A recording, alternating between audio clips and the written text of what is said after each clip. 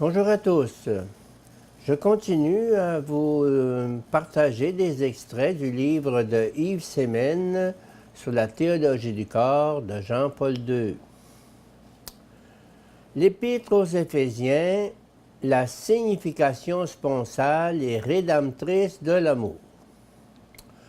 L'auteur de l'Épître aux Éphésiens, s'adressant directement aux époux, les exhorte à façonner leur rapport réciproque sur le modèle de l'union sponsale du Christ et l'Église.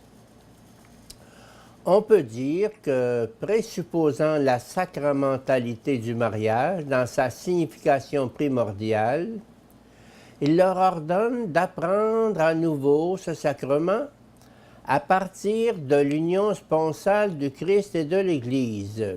Et vous, Marie, aimez vos femmes comme le Christ a aimé l'Église et s'est donné lui-même pour elle afin de la rendre sainte. Éphésiens 5, 25, 26.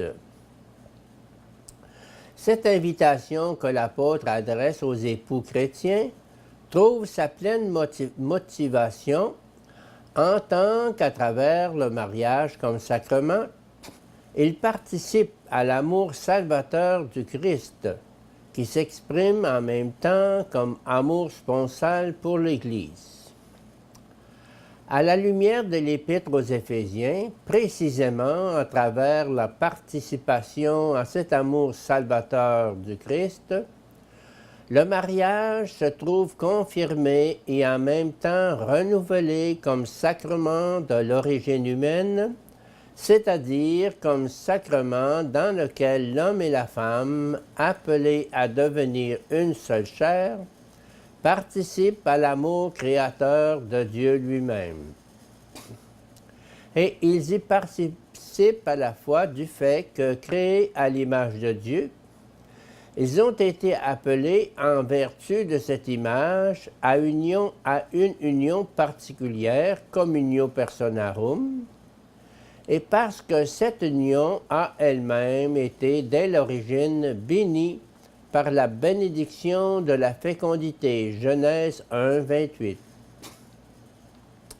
Toute cette structure originelle et stable du mariage comme sacrement du mystère de la création, selon le texte classique de l'Épître aux Éphésiens, Éphésiens 5, 21, 33, est renouvelé dans le mystère de la rédemption, lorsque ce mystère prend l'apparence de la gratification sponsale de l'Église par le Christ.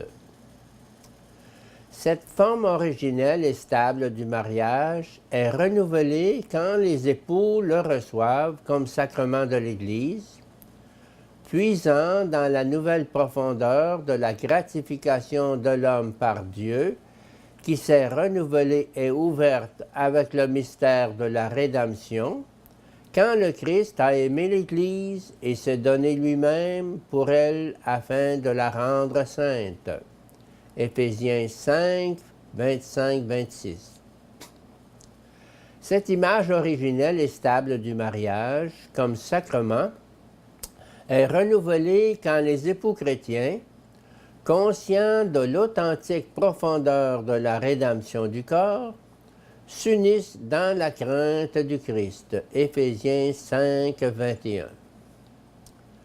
L'image paulinienne du mariage, inscrite dans le grand mystère du Christ et de l'Église, rapproche la dimension rédemptrice de l'amour de la dimension sponsale. En un certain sens, elle unit ces deux dimensions en une seule. Le Christ est devenu époux de l'Église. Il a épousé l'Église comme son épouse parce qu'il s'est donné lui-même pour elle. Éphésiens 5, 25.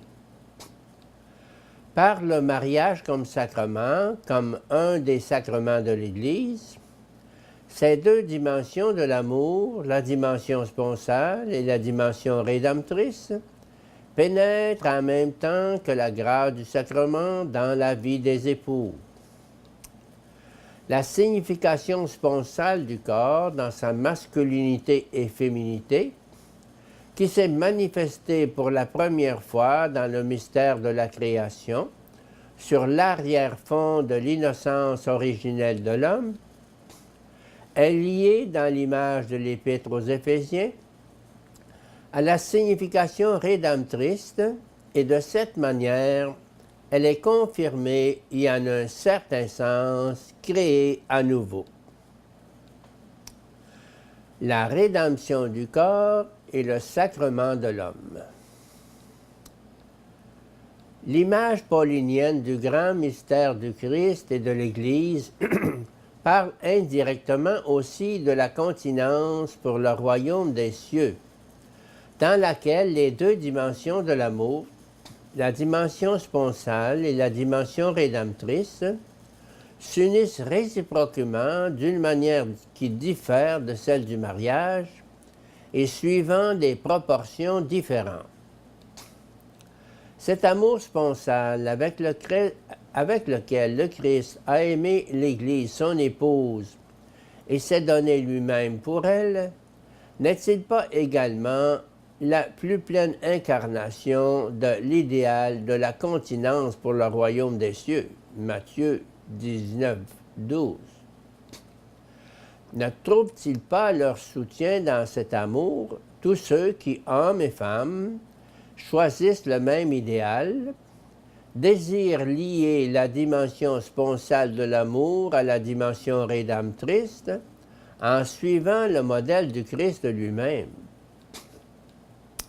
Ils désirent confirmer par leur vie que la signification sponsale du corps, de sa masculinité et féminité, une signification profondément inscrite dans la structure essentielle de la personne humaine, a été ouverte de manière nouvelle par le Christ et avec l'exemple de sa vie à l'espérance liée à la rédemption du corps.